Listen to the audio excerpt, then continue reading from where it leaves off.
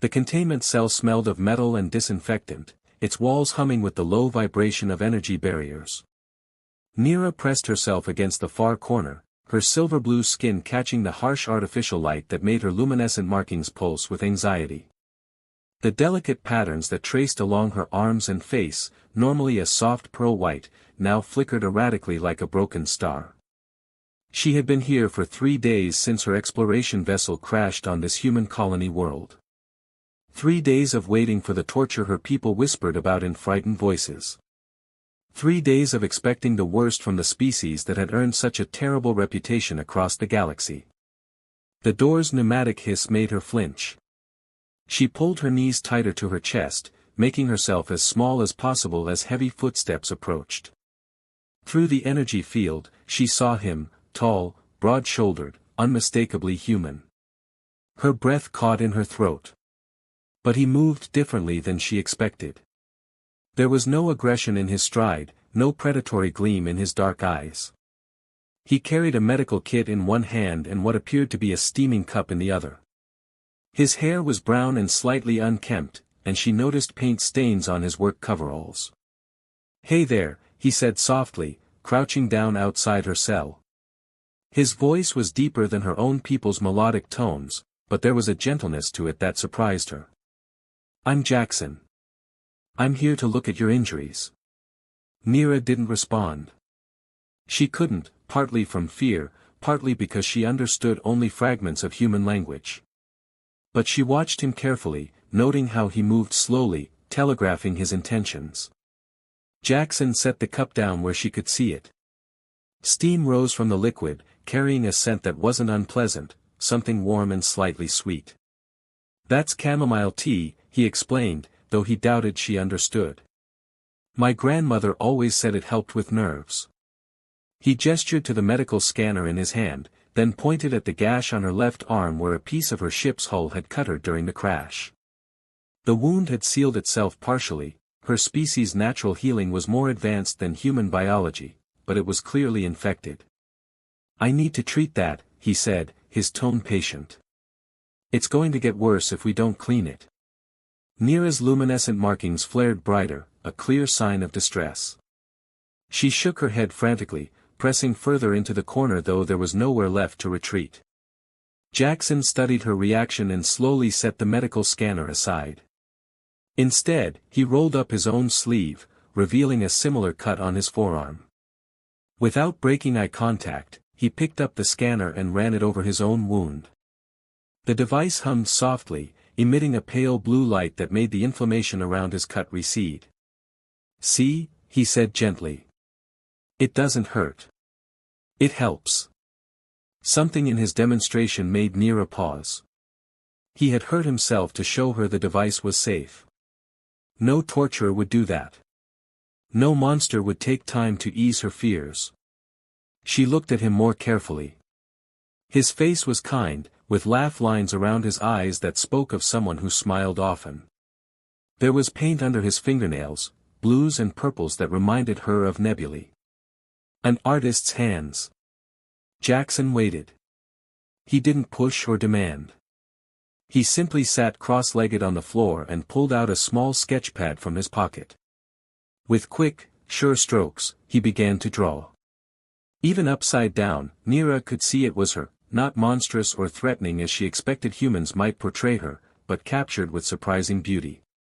Her markings were rendered as delicate tracery, her large eyes filled with intelligence rather than fear. "You're beautiful," he murmured, adding shading to her cheekbones. "I've never seen anyone like you." The word "beautiful" was one she recognized. Her people traded with many species, and it was a concept that transcended most languages. Her markings dimmed to their normal soft glow as some of her terror receded. Jackson tore the sketch from his pad and slid it under the energy barrier. Neera stared at it, then at him. Slowly, she extended her hand toward the cup he had brought. The tea was still warm, and when she sipped it, the chamomile's soothing properties seemed to work on her alien physiology as well as it did on humans. "Better?" Jackson asked. She nodded slightly. Then, surprising herself, she extended her injured arm toward the barrier. Jackson's face lit up with relief. He picked up the medical scanner again, moving with the same careful deliberation. "This is going to feel a little strange," he warned as he activated the device. The scanner's beam felt like warm sunlight on her skin. The infection receded, the wound edges pulling together cleanly. As the device worked, Jackson talked softly, not expecting her to understand, but filling the silence with his warm voice. "I work in the engineering bay," he told her. "Fixing things, mostly. Sometimes I get to help design new systems. I like creating things, making them better." He gestured to the sketchpad. "Art's just a hobby, but it helps me see things differently. Like you, everyone else just sees an alien prisoner. I see someone who's scared and far from home." When the treatment was finished, Neera flexed her arm experimentally. The pain was completely gone. She looked up at Jackson with wonder in her large, dark eyes. "Thank you," she whispered in heavily accented standard. It was one of the few human phrases she knew. Jackson's smile could have powered the colony's generators. "You're welcome." As he prepared to leave, Neera did something that surprised them both. She began to hum, a low, melodic sound that seemed to resonate in her chest. It was a healing song from her world, traditionally sung after an injury was tended. The notes were unlike anything in human music, complex harmonies that seemed to layer over themselves. Jackson stopped at the door, listening with rapt attention. When she finished, he turned back to her. "That was incredible," he said softly. Will you sing for me again sometime?"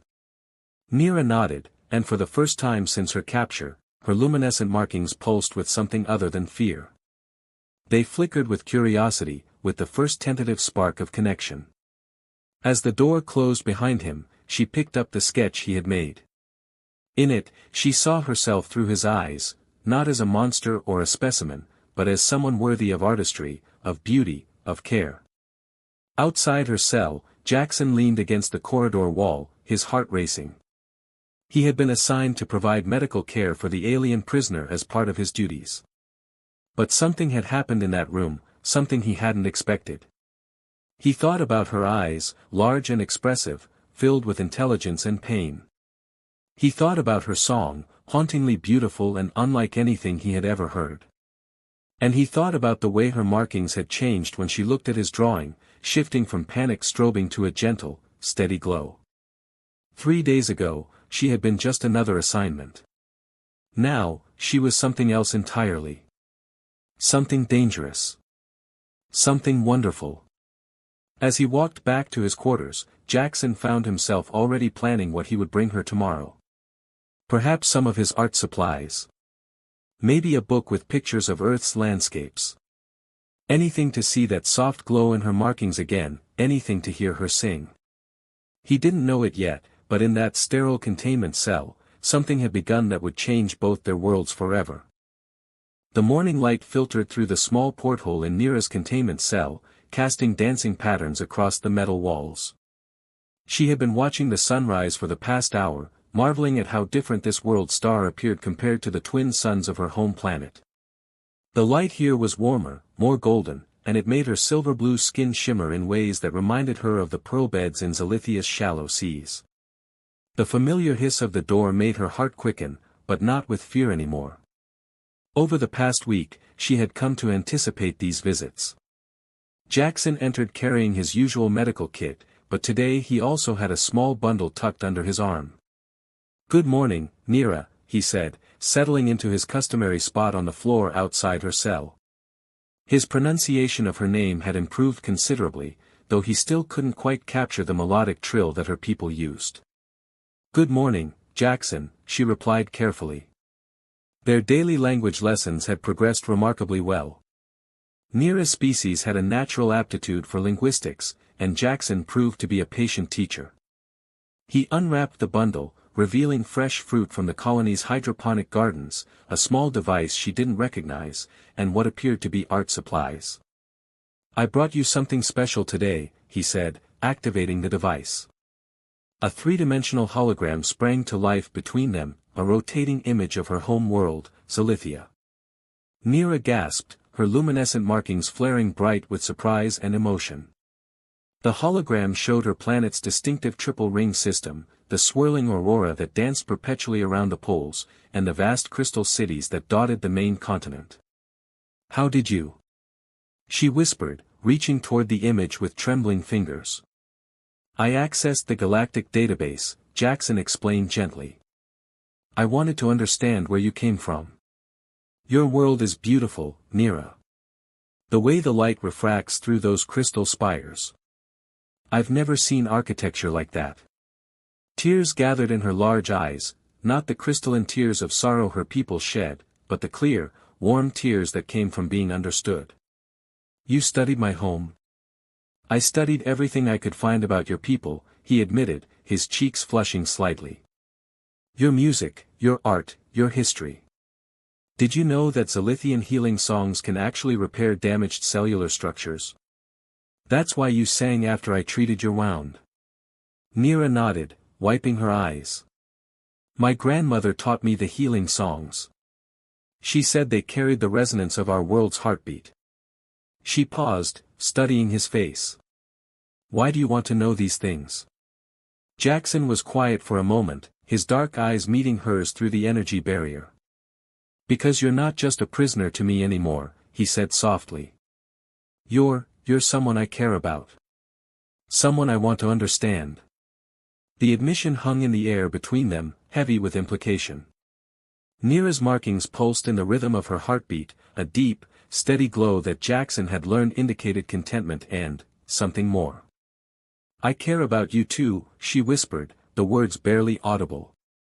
Jackson smiled, the expression transforming his entire face. He pushed the art supplies under the barrier, colored pencils, sketch paper, and small tubes of paint. "I thought you might like to create something. In my research, I learned that Zalithians express emotion through visual art." Nira picked up the supplies with reverence. "These are expensive," she said, recognizing the quality of the materials. "Worth it," Jackson replied simply. "I want to see your world through your eyes." As Nira began to sketch, Jackson worked on his own pad. They drew in comfortable silence, occasionally glancing up at each other. The colony's daily sounds filtered through the walls, the hum of machinery, distant conversations, the rhythmic pulse of the life support systems. "Jackson," Nira said eventually, not looking up from her drawing. "What will happen to me?" His pencil stilled. It was the question he had been dreading. "I don't know," he admitted. "Captain Torres is waiting for orders from the colonial authority. They're not known for being lenient with unauthorized visitors." "Unauthorized," Nira repeated, tasting the bitter word. "I was exploring. My people are scientists, not invaders." "I know that," Jackson said quickly.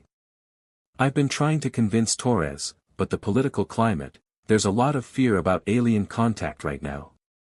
Nira looked up from her sketch, which depicted a scene from her home world, crystalline trees reaching toward twin suns, their branches singing in harmonious resonance. "Are you afraid of me?" "No," Jackson answered without hesitation. "I was at first, I'll admit. But fear of the unknown, that's natural." "Fear of you?" "Never." She smiled, the expression alien yet unmistakably warm. "On my world, we have a saying, the heart knows no species. I thought it was just poetry until I met you." Before Jackson could respond, an alarm began blaring throughout the facility. Emergency lights bathed the corridor in pulsing red, and the colony's automated voice echoed through the chambers, "Severe weather alert. Class 5 storm approaching. All personnel report to designated shelter areas." Jackson was on his feet instantly, his training taking over. "I have to go," he said, gathering his supplies. "The storm shelters. What about me?" Nira asked, her markings beginning to strobe with anxiety. "What happens to prisoners during storms?" Jackson paused at the door, conflict clear on his face. The containment cells weren't connected to the main shelter system. In a Class 5 storm, with the potential for hull breaches and power failures, she would be trapped here, alone and vulnerable. The protocol is... He began, then stopped. He looked at her, really looked at her, seeing not a prisoner but someone he cared about. Someone who might die because of bureaucratic regulations. "Jackson, go," Nira said softly. "Save yourself." "I understand." That decided it for him. "No," he said firmly, moving to the cell's control panel. "I'm not leaving you here." "You can't," Nira protested, even as hope flickered in her eyes. "You'll get in trouble." "Your career." "I don't care about my career," Jackson said, his fingers flying over the controls. "I care about you." The energy barrier flickered and died. For the first time in over a week, nothing stood between them. Nira stepped forward tentatively, her bare feet touching the corridor floor. She was smaller than she had appeared in the cell, barely reaching Jackson's shoulder, but up close her ethereal beauty was breathtaking. "You're really doing this?" she asked. "We're really doing this," he corrected, taking her hand. Her skin was softer than silk, warm despite its otherworldly appearance. "The emergency shelter is this way." They ran through the corridors as the storm's first fury struck the colony. The building shook with each gust of wind, and through the windows, they could see debris flying past at lethal speeds. Other colonists hurried past them, too focused on reaching safety to pay attention to Jackson and his unusual companion. The shelter was a reinforced chamber in the colony's center, packed with frightened humans. As they entered, conversations stopped. All eyes turned to Nira, some curious, others hostile. "Jackson," Captain Torres approached, her expression stern. "What is the meaning of this? The prisoner should be secured in her cell." "The cells aren't rated for Class 5 storms," Jackson replied, moving protectively in front of Nira. "I made a judgment call." "A judgment call that violates direct orders," Torres said coldly. "Return her to containment immediately." "No," Jackson said quietly but firmly. "I won't." The shelter fell silent except for the howling wind outside. Torres stared at him in disbelief. "Jackson, you're risking everything. Your position, your future." "Look at her," Jackson interrupted, his voice carrying clearly through the chamber. "Really look at her. She's not a threat. She's not a monster. She's someone's daughter, someone who was exploring the galaxy in the name of science and crashed on our world by accident." He turned to address the entire shelter. "She's been studying our language, learning about our culture. She's shown me art and music that's more beautiful than anything I've ever experienced. And yes, she's different from us, but isn't that something to celebrate rather than fear?" An elderly woman in the corner spoke up. "She's an alien. We don't know what diseases she might carry, what her intentions really are." "I've run every medical scan possible," Jackson replied. "She's healthier than most of us. As for her intentions..." He looked back at Nira, who stood with quiet dignity despite the hostile stares. "Judge for yourself." To everyone's surprise, Nira stepped forward. When she spoke, her voice was clear and melodious, her words carefully chosen. "I understand your fear," she said. "If unknown beings crashed on my world, my people would be frightened too. But I swear to you, I mean no harm. I am here by accident, not by design. I study stars and planets, not weapons or invasion plans." Her markings pulsed softly, creating patterns that seemed to calm the agitated crowd.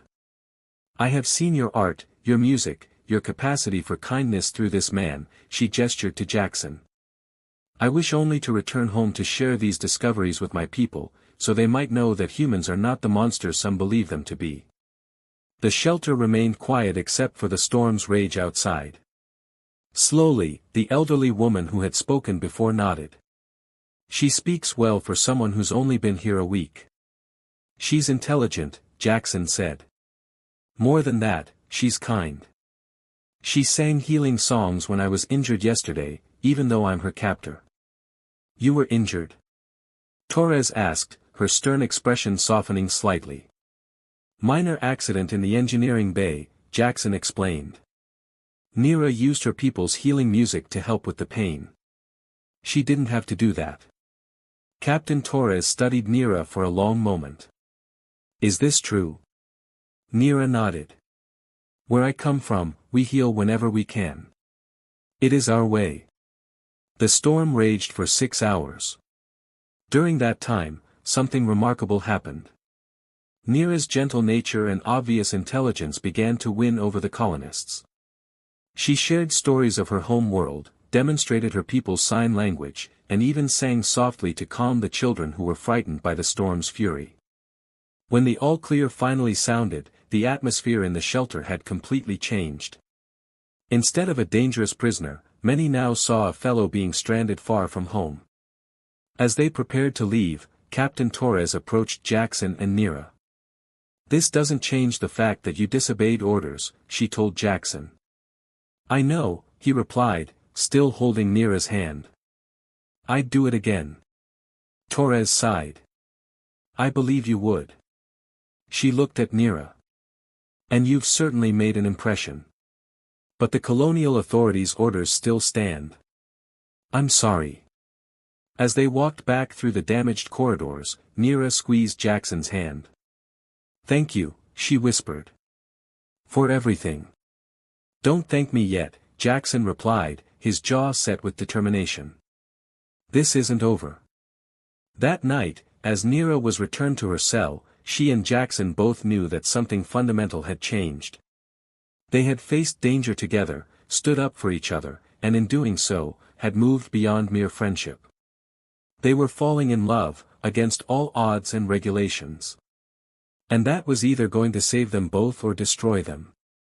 The maintenance tunnels beneath the colony were a maze of pipes, conduits, and forgotten spaces that Jackson knew better than anyone. It was here, in a small chamber that housed the water recycling systems, that he had been secretly meeting with Nira for the past 3 days. The rhythmic hum of machinery provided cover for their whispered conversations, and the warm, humid air reminded Nira somewhat of her homeworld's tropical regions.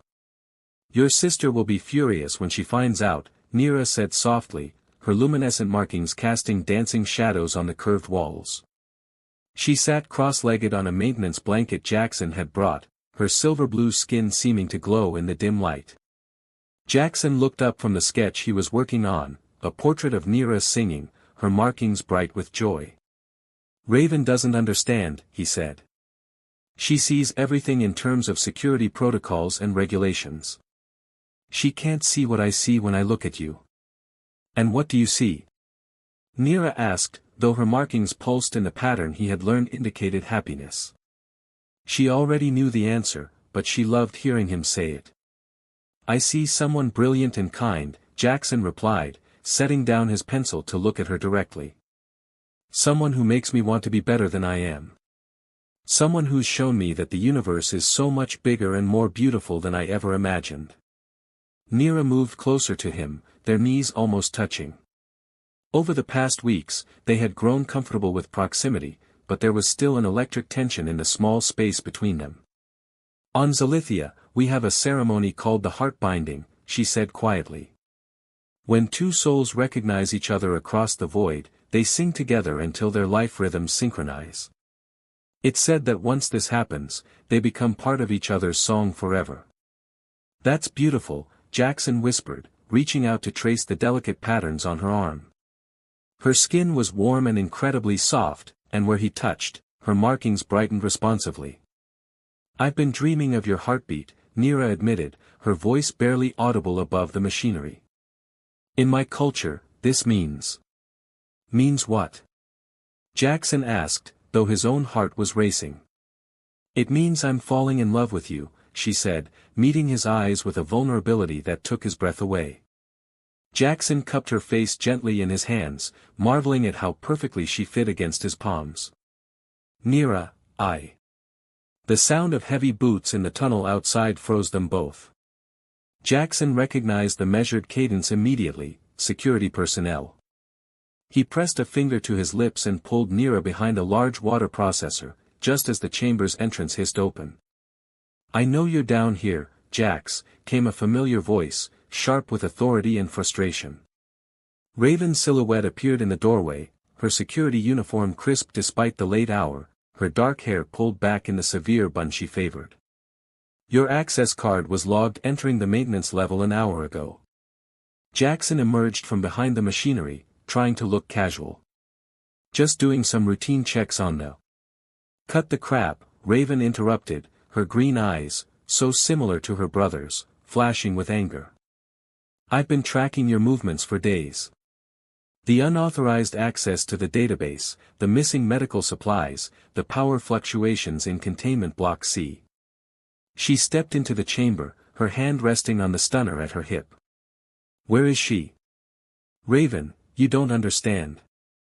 "I understand perfectly," his sister snapped. "You're fraternizing with a prisoner. Do you have any idea what this could do to your career? To mine. I vouched for you when Torres wanted to confine you to quarters." Nira stepped out from behind the processor, her markings dim with shame and fear. "Please," she said to Raven. "Don't blame him. I asked him to meet me here." Raven's hand moved to her stunner, but she didn't draw it. Instead, she stared at Nira with a mixture of fascination and suspicion. This was the first time she had seen the alien up close, and despite her training, she found herself struck by Nira's ethereal beauty and obvious intelligence. "You asked him?" Raven repeated, her voice carefully controlled. "I've been in that cell for weeks," Nira explained, her accent making her words musical even in distress. "I was lonely. Frightened. Your brother showed me kindness when no one else would. I never meant for him to risk anything for me." "Risk anything?" Raven laughed harshly. "He's risking everything. His position, his future, his freedom. And for what? Some alien he barely knows." "I love her," Jackson said quietly, the words dropping into the humid air like stones into still water. Raven's face went white. "Jax, no. You can't. This is insane." "Is it?" Jackson moved to stand beside Nira, taking her hand in his. "Raven, you've spent your whole life following rules, maintaining order. But when did you last let yourself feel something real? When did you last take a chance on something beautiful?" "When I was 16 and it nearly destroyed our family," Raven shot back. "Someone has to be the responsible one, Jax. Someone has to think about consequences." The three of them stood in tense silence, the weight of years of sibling history hanging between the brothers. Finally, Nira spoke. "What happened when you were 16, she asked gently. Raven's jaw tightened. "That's none of your business." "I think it is," Nira replied, her tone still soft but determined. "If it's the reason you fear caring for someone, then it affects all of us." Jackson looked at his sister with new understanding. "The mining accident," he said slowly. "Derek Voss." Raven's composure cracked slightly. "Don't. You were in love with him," Jackson continued, pieces of the puzzle falling into place. "And when the tunnels collapsed, you broke protocol to try to save him." "And he died anyway," Raven said flatly. "He died, and 3 other miners died because I compromised the rescue operation. Because I let my feelings override my judgment." Nira stepped forward, her markings pulsing with empathy. "I'm sorry for your loss," she said simply. "But closing your heart to prevent pain, that's not living. That's just existing." "You don't know anything about," Raven began, but she was interrupted by a piercing alarm that echoed through the tunnels. Red emergency lights began flashing, and the colony's automated voice filled the air. "Medical emergency, hydroponics bay 7. All available personnel respond immediately." Without hesitation, all 3 of them ran toward the emergency.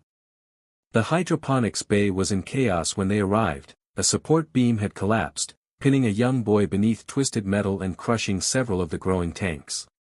Chemical nutrients were leaking everywhere, and the boy was unconscious, his breathing shallow. Tommy Chen, Raven identified, dropping to her knees beside the child. 8 years old. Pulse is weak and thready. She looked up at the medical team that had just arrived. We need to get this beam off him, but if we move it wrong, we could sever his spinal cord.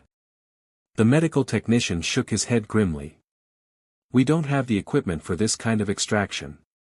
By the time we get him to the main medical facility, he'll be dead, Raven finished quietly. That's when Nira knelt beside the boy, her markings beginning to glow brighter. May I? She asked. What are you doing? The medic demanded. My people have advanced knowledge of physiology, Nira explained, her hands hovering over the trapped child. I can stabilize him, but I need you to trust me. Raven stared at her for a long moment, then at her brother's pleading face. Finally, she nodded. Do it. Nira placed her hands on the boy's chest and began to sing, not the healing songs Jackson had heard before, but something deeper, more complex. Her markings blazed with silver light and impossibly, the boy's breathing began to steady. His color improved, and his pulse strengthened. Incredible, the medic breathed. His vitals are stabilizing. The beam, Nira said without stopping her song. Remove it now, while I'm maintaining his system. Working together, the rescue team carefully lifted the twisted metal. The boy remained stable throughout the procedure, Nira's song somehow keeping his body functioning despite the trauma. Only when he was safely loaded onto a stretcher did she stop singing, immediately collapsing from exhaustion. Jackson caught her as she fell, cradling her against his chest. You saved him, he whispered. Will he be okay? Nira asked weakly. He's going to be fine, the medic assured her. I don't know how you did what you did, but you saved that boy's life. As the medical team rushed Tommy to the facility, Raven remained behind, staring at Nira with new eyes. Why? She asked simply. Why risk exposing your abilities to save a human child? Nira looked up at her from Jackson's arms, her markings dim but steady. Because he needed help, she said as if it were the most obvious thing in the world. Because every life has value, regardless of species. Because it was the right thing to do. Raven was quiet for a long time, processing what she had witnessed. Finally, she extended her hand to help Nira to her feet. I owe you an apology, she said quietly. And my brother, he's lucky to have found you. Does this mean? Jackson began hopefully. This means I'm going to help you, Raven said, though her expression remained serious. But we need to be smart about it. The Colonial Authority is sending a representative next week to evaluate Nira's case. If we're going to do something, it has to be before then. Nira looked between the two siblings, hope flickering in her large eyes. You would do this? Risk your career for me? Raven managed a small smile, the first genuine one Jackson had seen from her in years.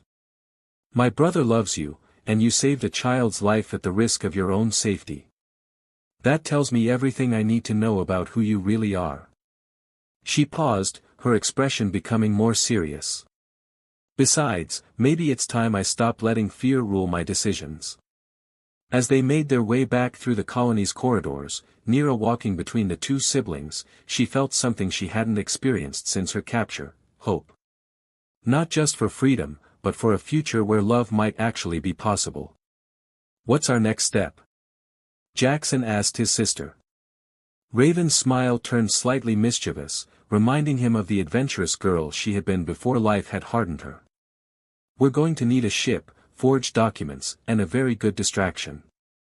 Raven, Jackson began, alarmed by the implications. What? She said innocently. You didn't think I'd let my future sister-in-law face some bureaucratic tribunal alone, did you? Nira's markings flared bright with surprise and joy. Sister-in-law. Well, you are planning to bond with my brother, aren't you? Raven asked. Because after what I saw tonight, I think you two deserve a chance to find out where this leads.